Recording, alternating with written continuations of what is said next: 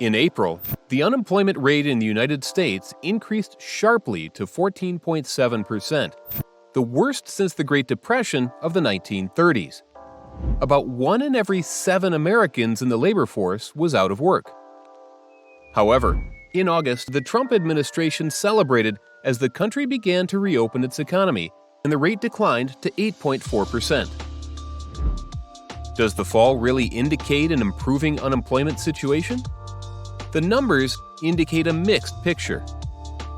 The rise in employment was driven by a drop in temporary layoffs, people who only expect to be out of work for a short time, while there was actually an increase in long-term unemployment pain.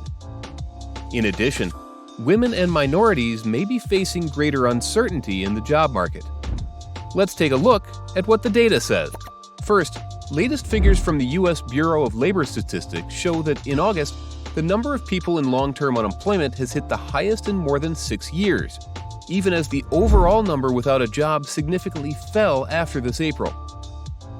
According to the official data, the number of temporary layoffs decreased from 18,063,000 in April to a still sky-high 6,160,000 in August.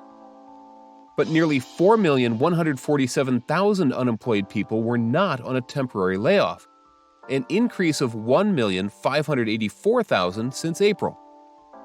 So, although the overall picture seems to be improving, the real unemployment situation could be even worse because many more people may face permanent unemployment. Another official data set supports this impression. That is, short-term unemployment declined while long-term unemployment increased.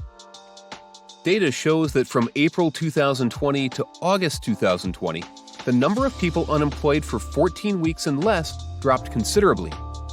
However, the number of people out of work for 15 weeks and over is 4.6 times the figure of April, rising sharply from 1.8 million to 8.1 million in 4 months. Second, job losses are hitting women harder than men.